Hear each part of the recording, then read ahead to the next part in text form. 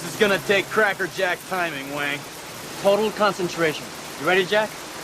I was born ready. Welcome back to Thinking Critical. This is Wes, and it's that time of the week where it's time to talk all things X-Men with my good friend, my X-Men historian, the Marvel aficionado himself, Doc. How you doing, buddy? I'm pretty good. Yeah, I'm pretty good this morning. I got a decent night's sleep and getting ready to get going.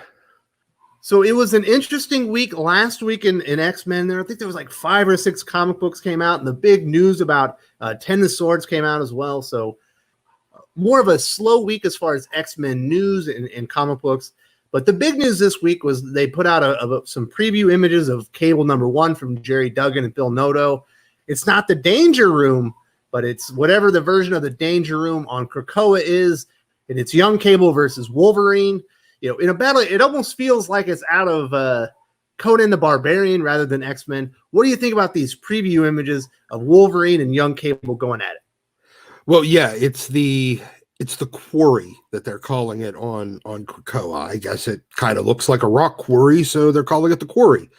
You know, it's kind of like their little like auditorium stadium thing, and I'm guessing that like kind of the Krakoa is gonna do a little bit of rapid growth stuff, the way that, like the old Danger Room would be like Shi'ar, hard light projections. Well, the original Danger Room was literally stuff that would come out of the walls and stuff like that. Then it got better where it became like a holographic hard light projections. And this looks like Krakoa might actually grow them adversaries or obstacles or whatnot. It is nice to see the heroes kind of training against each other, and the one guy that Cable, especially a teen Cable, should be training against is Wolverine. But I still don't know if I can care about teen Cable. Well, we know you can care about teen Cable. You loved Extermination.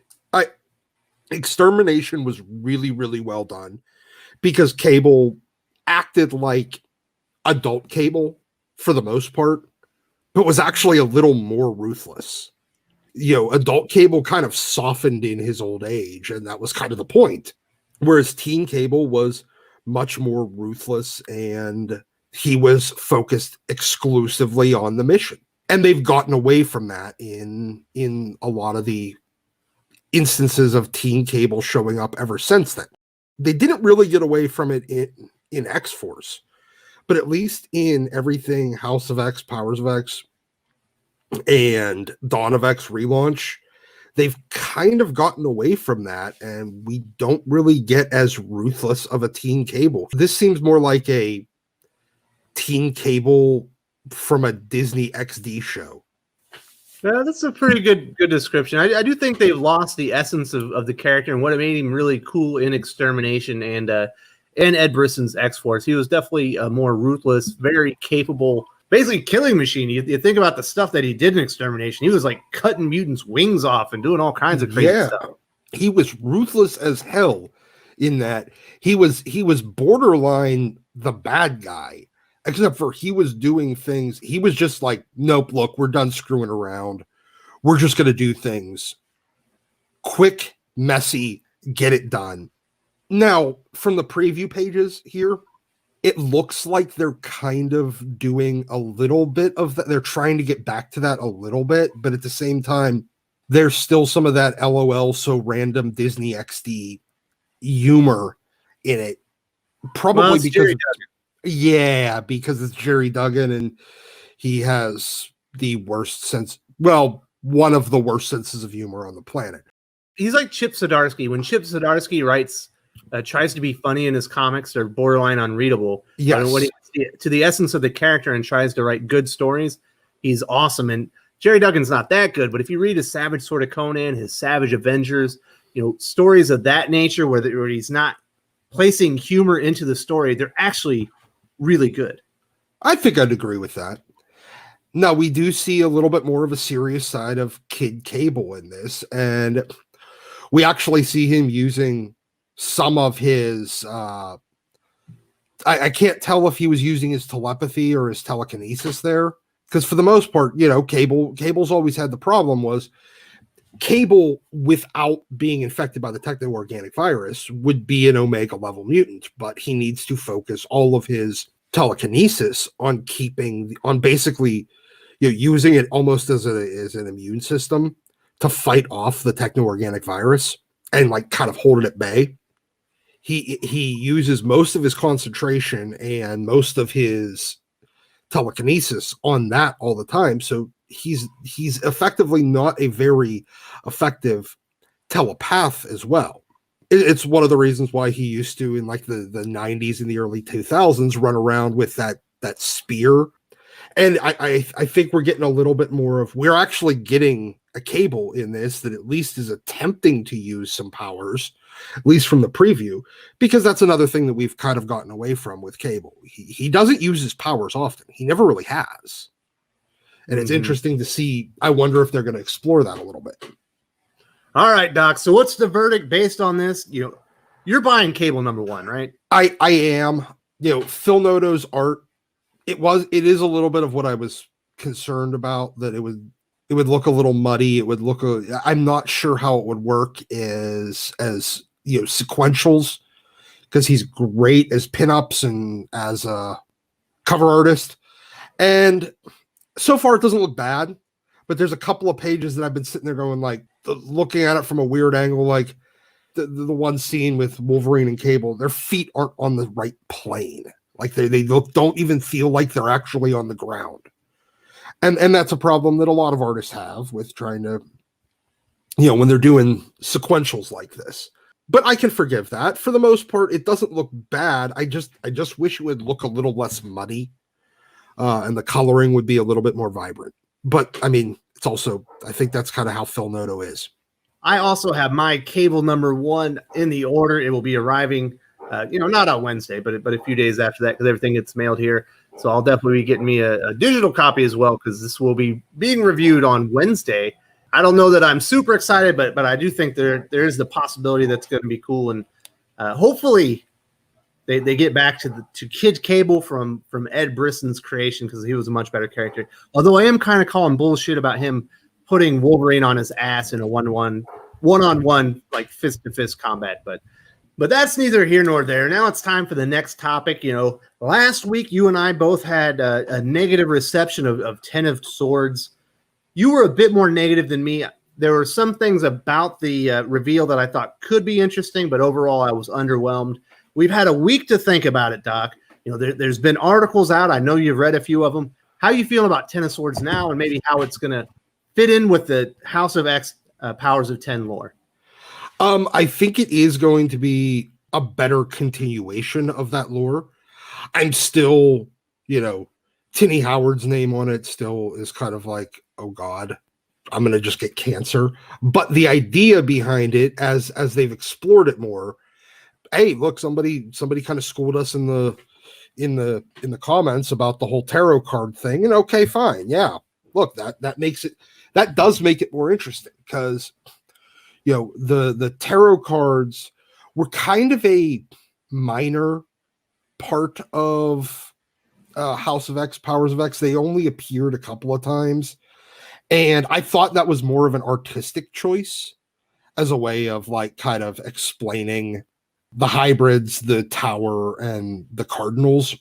But apparently there was actually a reason, and that's cool. I like that. The connection back to that with the magician card, the tower card, and the devil card is interesting, especially when you take into account some of the things that we've been seeing in the most recent issues of XMen.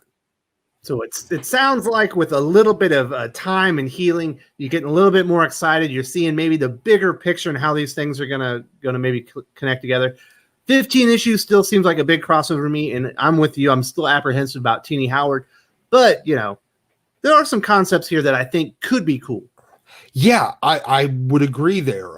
We started seeing some of them explored in the most recent issue of XMen. There's we've always been wondering how the Cardinal and Rasputin and Nimrod's tower. Okay, we started getting a preview of Nimrod's tower that it originally started on Krakoa. In one of the more recent X-Men recently, the tower already existed on Krakoa, but only Nightcrawler was able to get into it. We still have Orcus in the background, trying to working on building Nimrod, and Nimrod is coming.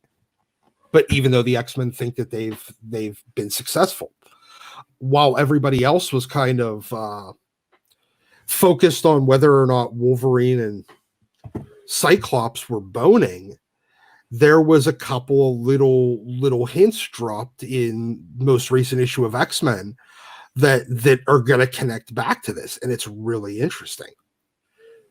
I'm glad you brought that up. There was so much information. It was actually hard to review that comic between the weird sexual tension at the beginning and then the reveal of what the Crucible was and how they were repowering some of the mutants that were depowered by Scarlet Witch. That took up a lot of my brain power just to think about it and what it all means.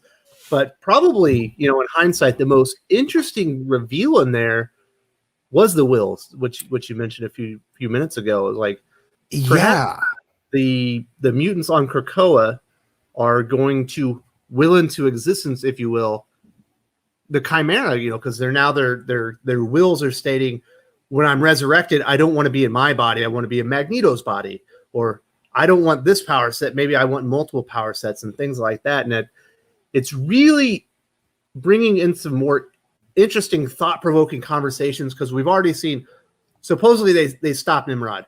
Now we see maybe Nimrod's inevitable. He's still being created on the Orcas. Supposedly, in the other timelines, Mr. Sinister is at the heart of the Chimera, and he created them, kind of on another planet, and people were unaware of him until it was too late. And now it feels like the Chimera are actually going to be coming from Krakoa itself. It's just mind-boggling if you think about it. Yeah, the mutants might be their own worst enemy.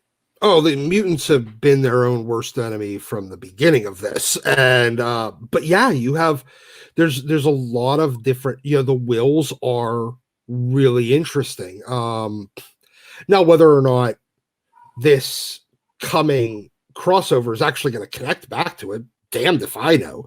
But they're talking about the only way that it connects is the fact that they're all tarot cards. This event coming up, but you have the will section. Then you also have Nightcrawler creating a religion.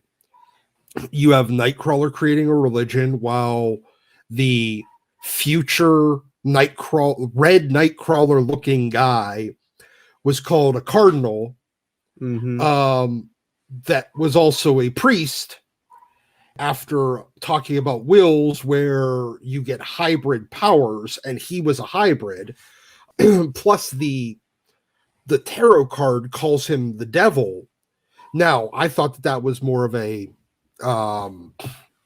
again, stylistic choice because of him being red and red and having a tail and devilish appearance. Yes, exactly. But the idea that Krakoa had the tower first, that eventually become, and I have a sneaking suspicion that since Nightcrawler is the only one able to get into the tower, Nightcrawler, that is basically where he founds his religion. And I'm betting being manipulated by Krakoa. Yes, but he gets also cast out of it and cast as a devil when Nimrod takes over the tower. Plus you have, Rasputin, who has Illyana's soul sword, Colossus's body, and Kitty Pryde's ability to walk through walls. Sorry, she will still never be Kate Pryde. You already have like the entire Pryde Rasputin kind of family all merged into one, and I figured it was just one of their grandkids. But apparently, you're going to have more of the hybrids there. But it seems like it's going to be done. The hybrid Chimera program is going to be done with the blessing of Krakoa this time around. It's all really fascinating. I think specifically what's happening in the X-Men series is blowing my mind right now. It really it took a giant leap from issue, I believe it was issue 4 to 5, and then 5, 6, and 7 have just been all been dynamite. Now, there's one other comic book that we should have talked about last week. We just didn't have time. We have time to go back in time and talk about X-Men Fantastic Four, another very good comic book from Chip Zdarsky and the Dodsons. There was a great moment. It has to be purposeful when Sue Storm correctly states the X-Men aren't even heroes anymore. She's absolutely correct. They're not. In fact, I would hesitate to even call them the X-Men anymore. They are X-Nation or Mutant Nation or whatever they want to call, or just Krakoans. But they are not the X-Men, and they are not heroes anymore. They have, national interests rather than kind of the greater good. Whereas, they are a sovereign nation now. They are not fighting for all of Earth. They are not Earth's mightiest heroes. They are not the Avengers. They are not the Fantastic Four, saving the world from weird sciencey stuff. They are a sovereign nation with their own national interests in mind, period. Yeah, they're manipulating world events and world politics. We've seen Emma Frost do that. They basically created an entire drug war, worldwide drug war with the way that they're utilizing their Krakoan drugs. Lots of just crazy stuff going on. Just thinking about the new version of the Danger Room, it feels like the fabric of what the X-Men were has been stripped apart, and they're re-putting it back together to serve a new purpose. Yeah, it does. And now whether or not I'm going to stick around and watch what happens for a while, but I can't necessarily say I like it, because at the end of this whole thing, there needs to be some sort of ability for the X-Men to be heroes again. There's no more morals. There's no more heroic morals, greater good kind of thing. It is what is best for Krakoa, period. Well, me personally, I'm just glad that there's not stuck on being perpetual victims anymore. I think I've mentioned this before, but it got so tiresome. You're talking about like 15 years stuck in the same cycle of victim. I kind of like that they're the victimizers now. Do I think that that's the true nature of the X-Men, and in the end that this is who they are? No, there's obviously something funny going on. There's something wrong with Charles. I think there's something wrong with Krakoa and everything, and it needs to be discovered. And somebody's not sure who it's going to be, but somebody is going to deliver them, from what has taken them over. But I'm so glad that Hickman has taken them away from that and given them a new direction. And that's something that X-Men absolutely needed, in my opinion. I'll agree, because the victim X-Men, were so goddamn tedious. We've heard it, we've seen it basically ever since Joss Whedon's run. Near the end of that, with like the whole Cure and stuff like that. I kind of hated that. And ever since then, especially ever since Wanda with her No More Mutants thing.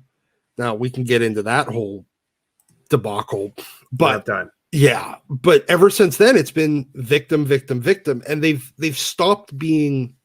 Now this is a way to get away from that, and I like it to some degree. But I would really prefer that they find a way back to crazy mutant soap opera. All right, Doc, that's good. So, going to wrap up our time here for this week in X-Men. I appreciate you coming in. I'm glad, the 1 week has healed a few wounds. You're a little bit more optimistic. I'm more optimistic, and we're going to see where the X-Men take us here over the next few months. I'll talk to you later, buddy. All right, brother. If you enjoyed this video, please give it a like. I would appreciate it very much. It helps us attract more views for the channel. Subscribe for future commentary, comic book news, and reviews. And don't forget to ring the bell for notifications. If you want to talk comics, movies, and much, much more, you can follow me on Twitter at Wes_from_TC. With that, Salamat Po, and I'm out.